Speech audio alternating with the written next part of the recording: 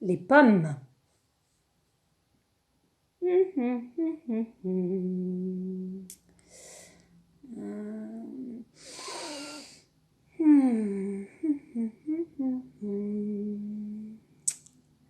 Oups, pardon, mon portable. Hey, bonjour. Qu'est-ce que tu fais? Oui. Mais oui, qu'est-ce que je fais? J'ai 3 pommes, mais c'est difficile de choisir laquelle manger. La jaune est très sucrée, la verte plutôt acide, et la rouge, elle a une belle couleur. 3 pommes, c'est difficile à choisir. Vous savez, dans le monde, les personnes mangent à peu près une vingtaine de variétés de pommes différentes. Voilà.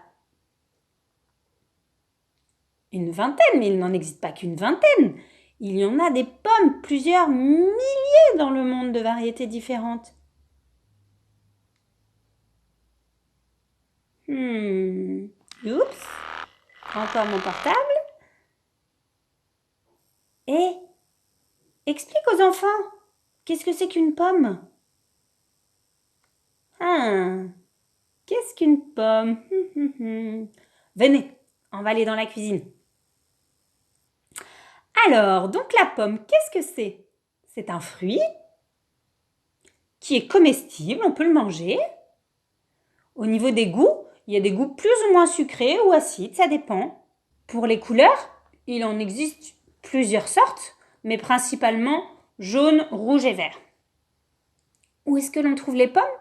Sur les arbres, des pommiers. Donc, je vais vous présenter quelque chose. Attendez, je reviens, je reviens. Voilà, c'est beaucoup mieux comme ça. J'ai mis mon tablier. Alors, donc je suis prêt. Je vais vous couper une pomme pour que l'on puisse regarder ce que l'on voit à l'intérieur.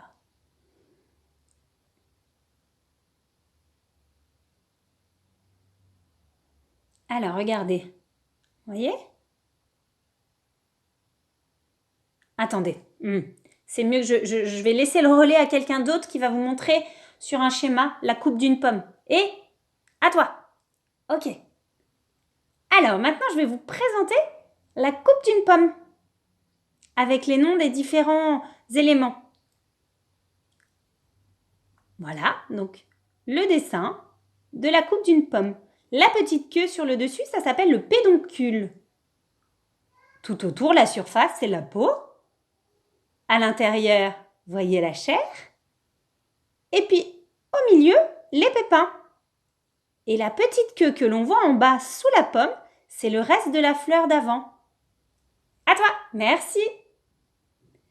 Le schéma de la pomme, c'est bon, vous avez compris? Alors maintenant, regardez, je vais enlever quelque chose. Hop. Voilà, vous voyez? Donc c'est un pépin. Oups, pardon, mon portable encore. Et les pépins, c'est pour quoi faire? Oui, je vais relaisser le relais avec un schéma encore, ce sera mieux. Qu'est-ce qu'on fait avec un pépin? À quoi ça sert? Et tiens, hop. Ah. Les pépins, hop. On le pousse, ça devient une graine. Et puis petit à petit, il y a un germe qui pousse. Le germe sort à la surface de la terre, les racines se développent et des feuilles aussi. Petit à petit, les racines se développent encore plus. Le tronc commence à pousser avec des petites feuilles. Les racines sont très importantes. S'il n'y en avait pas, l'arbre ne pourrait pas tenir debout. Le tronc continue de se développer encore plus fort. Il y a des branches dessus et des feuilles. Et puis, ce que vous pouvez voir, les petits points rouges là, qu'est-ce que c'est? Ce sont des fleurs. Les fleurs, une fois pollinisées par les insectes, vont devenir des pommes. À toi! Merci pour le schéma de l'évolution du pépin jusqu'à l'arbre. Alors, je vais vous rajouter une information importante, c'est que les racines servent à faire tenir l'arbre, effectivement, mais aussi à absorber l'eau du sol et tous les nutriments nécessaires pour l'arbre, toutes ces vitamines dont il a besoin, donc c'est très important. Oups, pardon, encore mon portable. Et les pommes, qu'est-ce qu'on en fait? Oui, qu'est-ce qu'on fait avec des pommes? On peut faire de la compote, une tarte aux pommes, on peut faire du jus de pomme ou un gâteau aux pommes. Ou aussi quoi? La croquer comme ça. Au revoir!